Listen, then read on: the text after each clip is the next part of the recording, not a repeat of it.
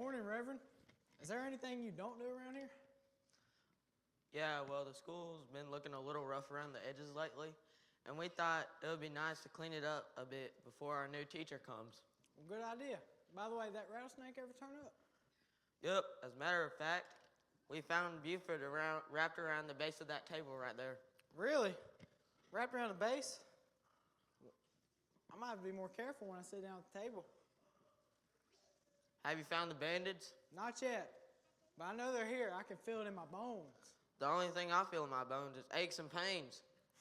Well, better get back to work. Them bandits ain't gonna catch themselves. See you, Marshall. See you, Marshall. I knew I'd find you here painting and working. Oh, I wanted to get an early start before the sun gets too hot. Good idea. So when does the new teacher comes? Isn't her name Mrs. Giggs? That's right, Winnie Griggs. Actually, she arrived on the train yesterday, all the way from Kentucky. I think the kids are going to love her. I hope so. A good teacher is worth weight in gold. I agree. Now if we can just find a sheriff.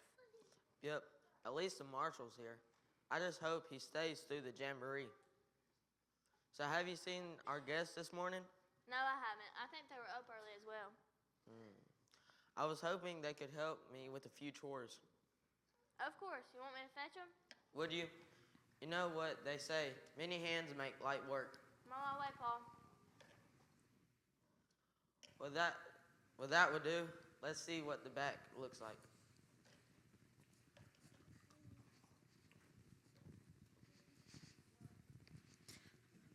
It's gonna be a hot one. Yeah, I could use one of those tall glasses of lemonade right now.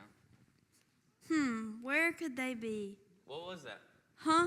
Did you say something? Never mind. You know, it may surprise you, Nettie Mae, but I wonder about things sometimes. Things like, do dogs lick us because they know that we have bones? Or how does a sponge hold water when it's full of holes? I reckon we'll never know. Hey, want to hear a joke? It's a humdinger. You ready? Here it is. Why do cowboys ride horses? Give up? Because they're too heavy to carry. Get it? Would you hush up, Dalton Clyde? All right, all right.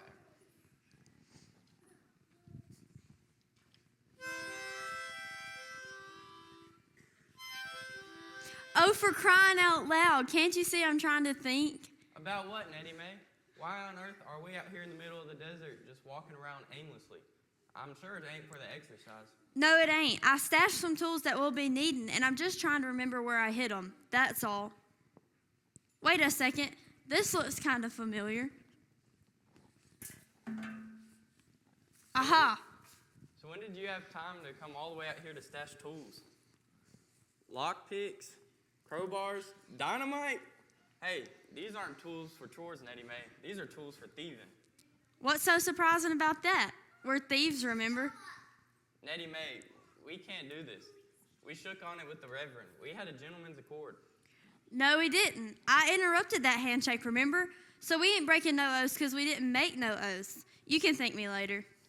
But I don't want to break his trust. He's been nothing but kind to us. He sees us as more than just worthless criminals. Of course he does. He's a reverend. Yeah, but he's also suspicious about us. You heard what he said, and here you are proving him right. Oh, I knew you'd be hard-nosed about this, which is why you need to let me do the thinking, Dalton Clyde. Listen, everyone will be busy during the jamboree, and no one will be guarding the bank because Wonder Junction ain't got no sheriff right now. So you see, this is the chance of a lifetime, and we can't afford to pass it up. But what about the marshal? Oh, he don't scare me none. Well, I don't know. Listen, if we pull this off, it can be our last heist. Then we can retire and settle down somewhere. I promise. Yeah, I wish I could believe that. Morning, folks. Having a little disagreement over here? No, sir, not really. Just some verbal sparring with my sister. Is that so? What you got in that bag? Oh, just a bag of tools, that's all. Ain't that right, Dalton Clyde? Yeah, that's exactly right. Just a bag of tools. Tools for what? Oh, well, so you see, so...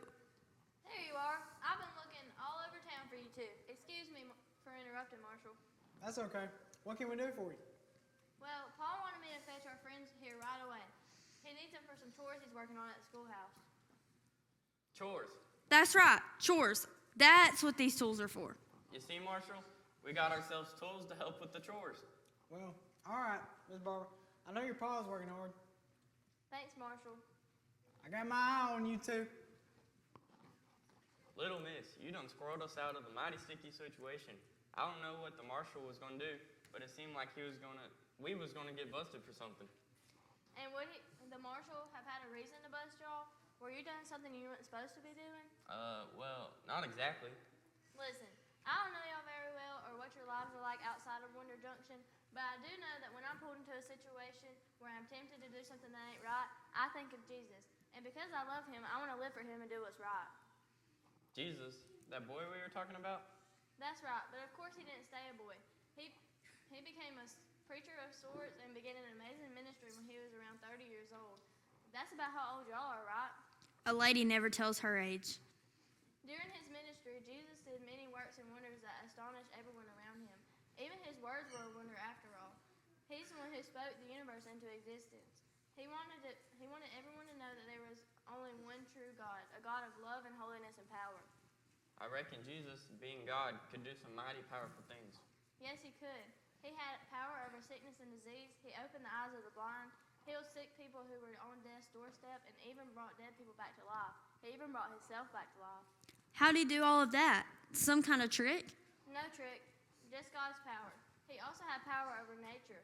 He spoke to a storm and it stopped. He walked on water, and he fed more than 5,000 people with just 5 small loaves of bread and 2 fish with food left over. Wow, that's incredible. But the power I like to talk about the most is the power he has to forgive sins. When we disobey and sin, Jesus is the one who can and will forgive us if we ask him. Now that's a wonder. It sure is, Miss Barbara. Well, I suppose we left Paul waiting long enough, but I hope I've given you something to think about. Come on, let's get inside. I gotta find me a way to reel Dalton Clyde back in. All this talk is filling his head with ideas that are distracting him from our main objective. Oh, why'd we have to cross paths with a reverend?